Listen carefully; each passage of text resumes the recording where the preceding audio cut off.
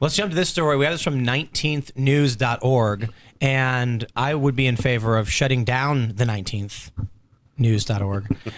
No, it's a very obviously like a feminist news blog, but they say House Republicans advance sweeping anti-trans bills ahead of holiday break. One bill would jail doctors who prescribe gender-affirming care to trans youth. Another would block Medicaid dollars from funding that care.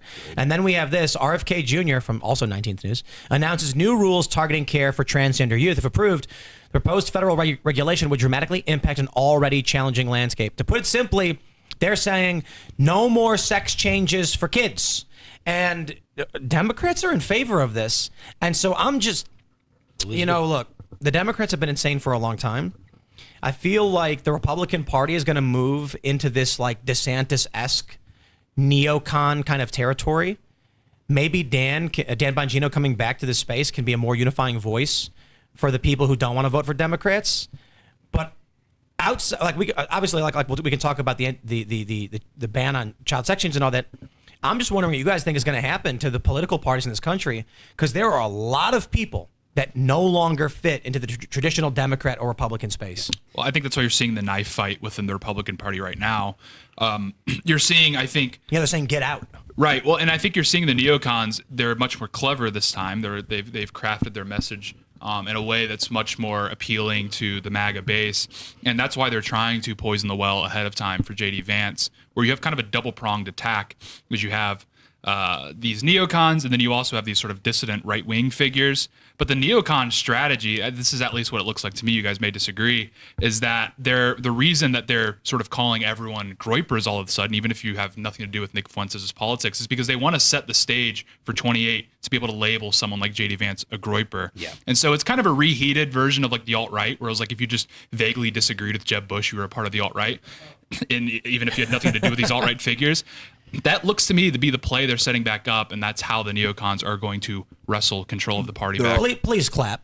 They're using the term patriot too. They're going to use that heavily and be like, "Are you not a patriot? Well, what kind of patriot are you?" And that'll be like propaganda to get people to be like, "You don't like that we're going to bomb Venezuela? Are you not a patriot?" Well, see, I feel like the left has already tried to make that phrase toxic. Like they've used that as a phrase, and you see a lot of people taking, like we're taking it back and starting to the way that Tate uses it. But like the left has really put a lot of effort into saying, using the phrase patriot, especially after January 6th, they were saying patriot groups, and they were saying if you're a patriot, that's actually a right wing extremist. But in some ways, I'm seeing the left actually try to retcon American patriotism in a lot of ways. The example I point to is with the LA riots earlier this year. Is initially the rioters were just flying Mexican flag because they were making it very obvious that they were just Mexican nationalists, whether or not they were born in the United States.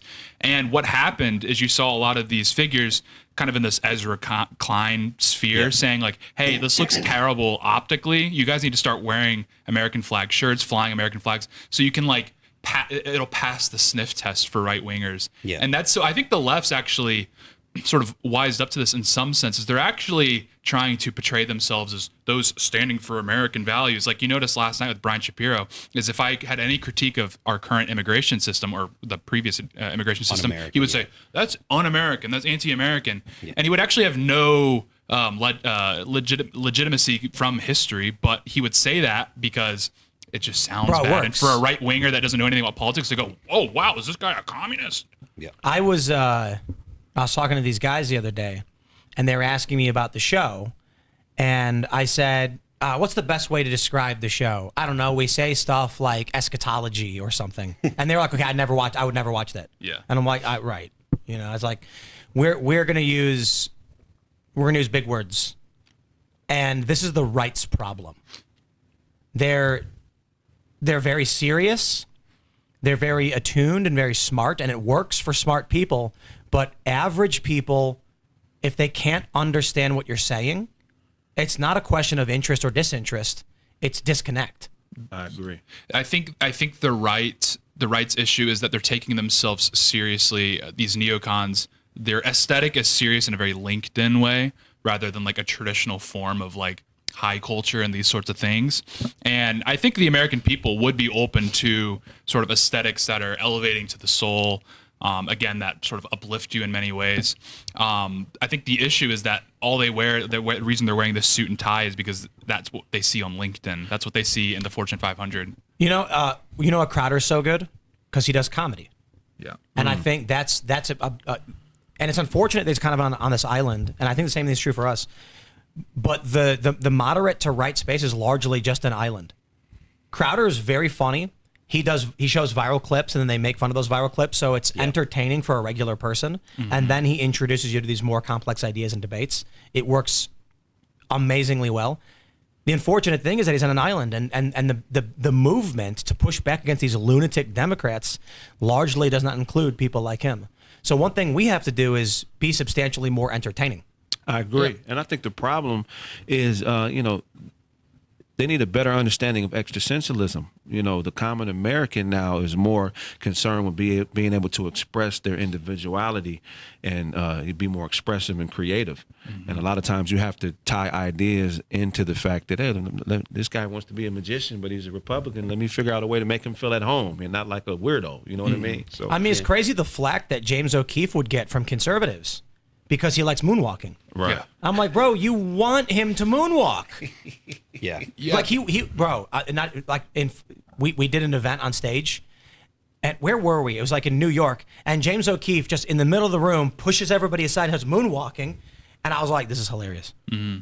That's a whistle blow too. That's a dog whistle. It's right. That's right. Yeah, sure. No, vote for me, black guys, and moonwalking. Yeah. Well, he's not running for office. But what are we? Look, with all due respect to AmFest, I'm not trying to be a dick. Right. But it's going to be a bunch of just dudes in suits. Yeah, you need some eccentricity. I mean, someone like Milo, that's why he's so popular among other things, is because, again, he's delivering ideas in a package that's like hard to look away from. I mean, that's even kind of been Fuentes' secret sauce. The majority of people that are interacting with his content online aren't even really tracking with what his politics are, that his policies that he's proposing or any sort of thing. They just see the clip, they go, that's pretty funny. Right. Yeah. And then they identify as a groyper. And it's because that's the most effective way to communicate an idea is through something that's compelling, that's funny, etc. He is surprisingly funny. Yeah. But like, I don't watch his content, but I've seen the clips where he's got this kind of like dry, sarcastic humor that kind of hits when there was something that came up with like Piers Morgan asked him about black people being in jail. Right. And he tried framing it as though it was a blanket statement that Nick wants just for being black. And he goes, yeah, the murderers.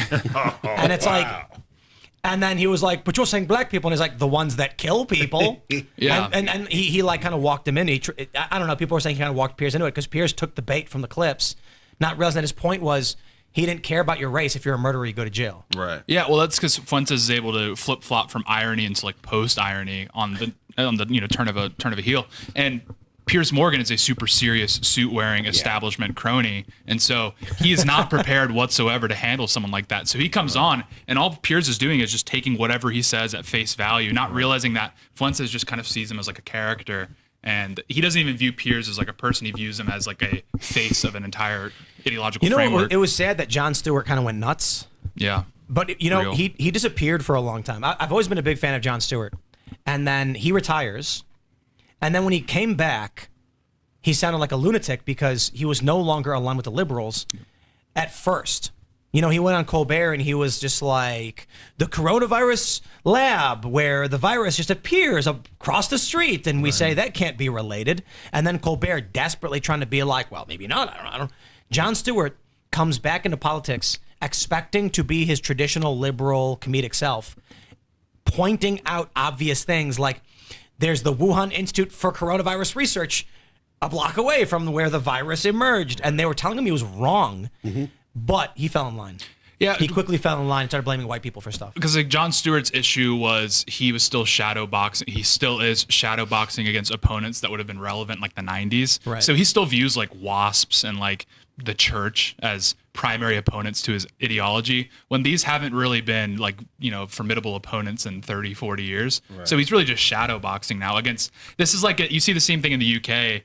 Like Kneecap's a great example where they're like always railing on like the queen or the king because they view them as like they're still stuck in this old framework where these were viable political vehicles. Yep. And it's like, dude, these people haven't been relevant in 40, 50 years. How about you use your comedy, use your edgy self to address the actual things you can't, because if you ask Kneecap to like address like Islamic immigration to Ireland, they would freeze up and it's like, Yeah, because that's actually something that would challenge the establishment in a meaningful way. So it's people like that, like Jon Stewart in his current iteration, are trying to challenge an establishment that isn't established anymore, and they don't want to challenge the current establishment. And you brought up Kneecap, and I mentioned this too. Like, the only thing that Kneecap disagrees with the Royals about is whether or not there should be Royals, right? All of the opinions that Kneecap has are the same opinions that the Royals have now. They're very much, they're all talking about, they're all pro-Palestine. They're all very much left-leaning and progressive in their politics. Mm-hmm.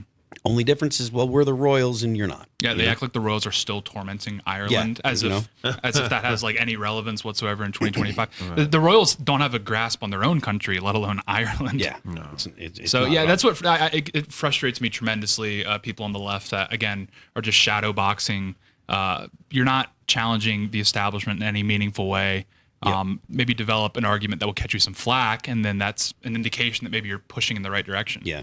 If you're not catching some kind of flack, if you're not catching it from someone, then you're certainly not saying anything anyway. No, well, you made fun of Trump, dude. How are you going to get away with it? He's going to put you in jail. He's a fascist, and then nothing happens because Trump laughs. Yeah, or Trump laughs. Pretty good. Yeah. J.D. Vance makes it his Halloween costume. It's like, hello. Or he tells Mom Donnie, it's okay, you can call me a fascist. Thanks for checking out this clip from Timcast IRL. Make sure to watch the show live Monday through Friday at 8 p.m. Subscribe to this channel, and we will see you all there.